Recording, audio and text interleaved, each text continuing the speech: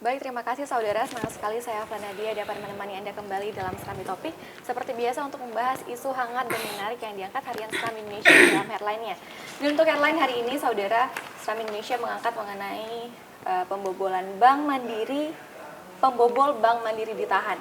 Sementara untuk mengetahui apa latar belakang sebenarnya dan bagaimana kronologi dari kejadian ini sendiri, di sini kita akan memperbincangkan mengenai hal ini bersama dengan Bung Asnawi Kumar, Kepala Litbang sekaligus redaktur opini harian Serambi Indonesia. Kita sapa terlebih dahulu. Selamat sore, Bung. Selamat sore. Baik, Bung, langsung saja ini mengapa kemudian ini kita angkat menjadi headline pada hari ini? Ya, ini sebetulnya berita paling heboh pada tahun 2015 lalu ya, karena memang peristiwa ini terjadi ketika itu. Ya.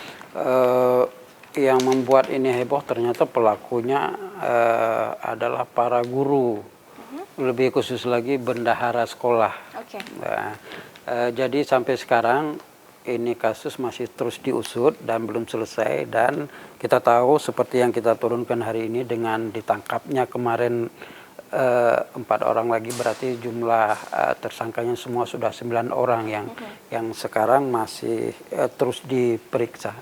Apa kendala yang sebenarnya dihadapi oleh pihak yang berkewajiban untuk melakukan hal ini seperti itu? Hingga dari tahun 2015 sampai masih di tahun 2016 kita menangani hal ini.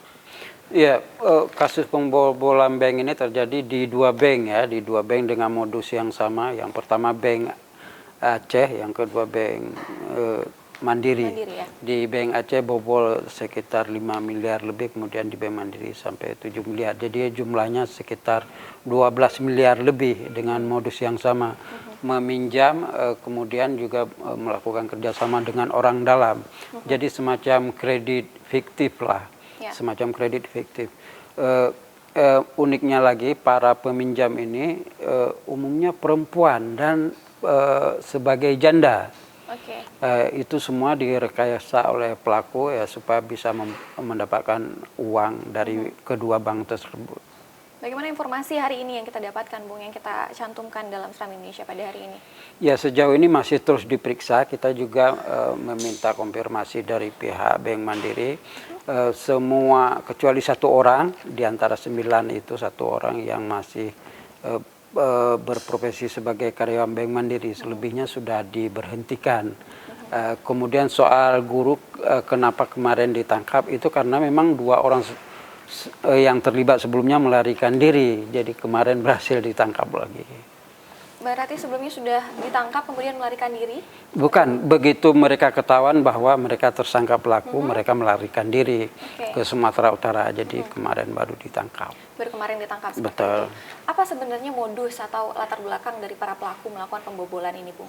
Iya, ini sebetulnya lebih bersifat mereka memberikan pinjam uang kepada ibu-ibu yang lain, kemudian rentenir, meminjamkan uang kemudian dengan bunga yang sampai misalnya pinjam 50 juta, itu mereka harus bayar 125 juta semuanya. Jadi bunganya lebih besar dari pinjaman pokok yang mereka berikan. Akhirnya ibu-ibu ini kan tidak sanggup membayar. Kalau tidak sanggup membayar, katanya kita minta uang bank, ibu tinggal teken saja, kata si pelaku. Jadi buatlah surat permohonan untuk peminjaman kredit di bank.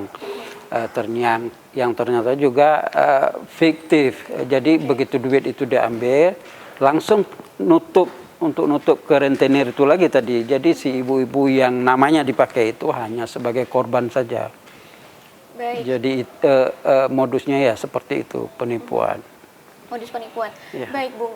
Di sini juga terkait dengan guru sebagai pelakunya, kemudian juga ada keterlibatan orang dalam seperti itu. Betul. Bagaimana dengan orang dalam ini sendiri, dari bank ini sendiri? Ya, mereka sudah ditangkap dan sudah diberhentikan sebagai karyawan bank, sampai sekarang masih diperiksa. Mungkin kita akan tahu banyak kasus ini ketika kasus ini nanti mulai disidangkan, tapi sampai sekarang belum. Sampai sekarang belum. Belum. Apa kendalanya, Bung, hingga saat ini? Iya, mungkin karena para tersangkanya banyak, kemudian pihak bank juga tertutup. Tapi yang paling pasti adalah dalam hal ini para nasabah bank, baik nasabah Bank Aceh maupun Bank Mandiri, itu tidak dirugikan dan itu sudah dijamin oleh manajemen kedua bank tersebut. Baik, terkait dengan para tersangka yang sudah ditangkap juga, apakah sudah ada informasi bagaimana masa tahanan yang mungkin nanti akan mereka dapatkan seperti itu? Ya, itu yang sedikit yang kita tidak memperoleh informasi detail. Yang kita tahu bahwa dari sekian orang tersangka yang terlibat, 9 sudah ditahan sampai sekarang. Dari 9 itu ada 1 orang berinisial EF itu masih berstatus sebagai karyawati Bank Mandiri. Masih tercatat sebagai Masih, karyawati. masih kita belum tahu prosesnya seperti apa. Kenapa yang bersangkutan masih mungkin kadar keterlibatannya sejauh ini juga masih terus diselidiki. Baik, Bung, kita masih akan terus menantikan informasi mengenai hal ini, Bung. Tapi di sini juga menarik, banyak diterakan mengenai jamaah calon haji Aceh. Bagaimana informasi ini kita dapatkan, Bung? Ya, kita tahu bahwa para jemaah haji Aceh ada 9 kloter yang sebagian besar sudah berangkat, yang tersisa nanti kloter 9 itu akan berangkat pada 5 September nanti. Kita tahu bahwa hampir sebagian besar para jemaah haji Aceh itu merupakan orang-orang yang beresiko tinggi karena faktor usia, umumnya usianya sudah lanjut. Seperti berita yang kita turunkan hari ini, banyak JCH Aceh menderita flu dan batuk. Dan ini bukan hanya dari Aceh, kalau flu batuk ini hampir semua rata-rata jemaah haji dari tanah air menderita itu, karena kita mungkin perbedaan cuaca, perubahan iklim dan lain sebagainya.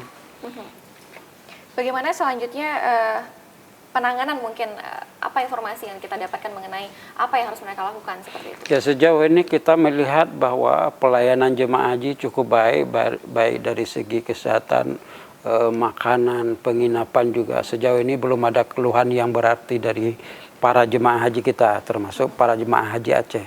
Jadi kita berharap